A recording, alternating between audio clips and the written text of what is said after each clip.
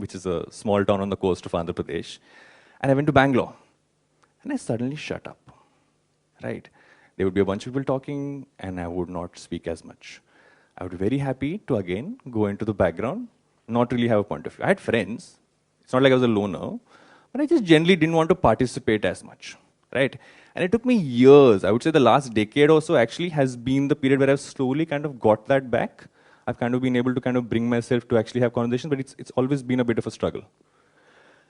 Till about a year or ago, because the nervousness is still there, right? A year or ago, I started hosting a podcast. Now, it kind of happened by chance. I didn't intend for it to be something that I do. I never thought I would actually do it because people told me I sound very weird on the mic, which I've been told lately that I don't. But before I get into what I got out of hosting the podcast, I thought I'd kind of go back and first talk about why did I stop? Why did I stop talking? Why did I stop having interactions? Why did I stop being that person who would talk about everything that I had in my head? Right? And I think it innately comes down to everybody's fear of being judged, right? You're always worried, right? That I'll say something and someone will judge me because what I said is A, wrong, or B, stupid, or 3, like not even connected to what they're talking about, right? You're worried you'll fall flat on your face. And the fact that, it will be all your insecurities kind of coming out, all these thoughts, all the things that can go wrong, but every word you say is sitting on your mind. And you're thinking, okay, maybe I shouldn't participate as much.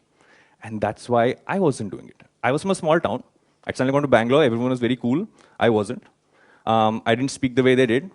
Also, my idea of trying to be cool was I wore a chain which said cool on it. Didn't really help my case. Kuch Kuch Hota had just come out. I thought it's a cool thing to do. Definitely wasn't. And many of these things beyond the cool chain was stuff in my head, right? I don't think anybody really was judging me. I was judging myself. It was my insecurity kind of playing to that. And I came down to only having small talk.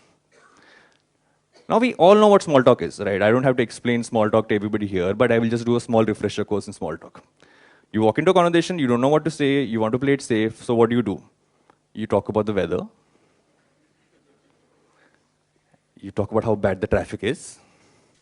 Or my personal favorite, the most terrible thing you can say to kill a conversation is say, what's up? Nothing good came out of a conversation by starting it off by saying what's up, because someone will crack that one terrible joke every time you say what's up and they'll say the roof, which is not a good way to go. Right. Now, putting all of this aside, coming back to the podcast, right? Year and a half ago, I was reasonably social. I had gotten a lot more confident. My career had done well, so I had a group of friends I'd had consistently over years, so my fear of being judged went down over time, but still insecurities lied. I agreed to do this, and I sat in the room and I realized what I'd signed up for. Imagine you're in a room, you locked yourself in, you have one other person on the other side. You need to have a 45-minute to an hour odd meaningful conversation with that person and make sure that everybody who listens to it needs to also get some meaning out of it. It's like no pressure, right? And week after week, as the nerves went away and I stopped prepping as much as I had initially done, I realized something. I realized the fact that this actually was the best way for me to work towards many things you can actually do to have better conversations. I love it now. It's one of those things which I look forward to every week because it actually keeps me going. So I want to talk to you guys about what I learned. What made me go from someone who'd shut up to kind of bringing it back to then coming down to being someone who actually enjoys it and even looks at it as a craft, right? Because I think it's a craft having good conversation. So let me do the bunch of pointers which are necessarily there. The first thing I learned was to actually be a human being. We treat conversations many times like interrogations. I have a question, you are giving me the answer, right? Or it's a two-way tug of war, question, question, question, question. That's what you're doing all the time, right? That's not a human interaction. That is, I don't even know what that is. And we keep doing that, but if you actually come down to a human level and you actually share something about yourself, like I told you about the story of how I told everything about my parents, right? That's me sharing. It's you saying, I'm okay to be a little vulnerable. I will tell you about something that I've been through. So you will do the same. So then we kind of ease out, we relax, and we can actually have a conversation. It's like sitting on a beach versus being in a tug of war, right? What I also learned was to listen more. This is one of the most crucial things. We don't listen. I'm terrible at it. I have to be reminded time and time again to listen more. And actually, a person who reminds me the most now is my 2.5-year-old daughter who says, Papa, listen. So I'm like, okay, I'm listening to you.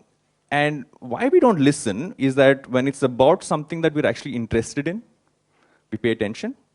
Once it meanders a little bit, our mind also kind of goes somewhere else, right? Now, when you start forcing yourself, like I have, to actually pay attention no matter what, even those mundane interactions, there is something you get out of it. It's a small, tiny thing you get out of it.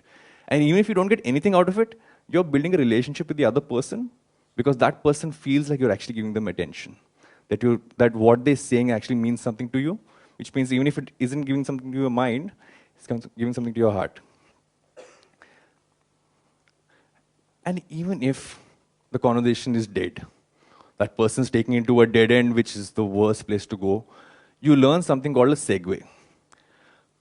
If you see a good stand-up comedian, right? Years ago, there was a stand-up workshop which we did in our office, and I learned it that day, is that a good segue by a stand-up is when they're talking about one particular topic, and they flip it to another line, and it's not something you would expect, but it would take you to different places. It keeps it exciting, keeps it engaging, moves stuff around. Now, take that to a conversation, which means you're keeping it engaging, right? It's not like one track is going like this. You're moving it around. So when someone's having trouble trying to figure out where to take the conversation with you, you help them by taking it to a place which is engaging for them, exciting for you, except for one rule. That one rule is don't make the other person feel like you're making it about yourself. Because that kills it, right? And this, for me, is my pet project in life. Throughout your life, you're always told, why do you consume so much useless information? Why do you care about Marvel?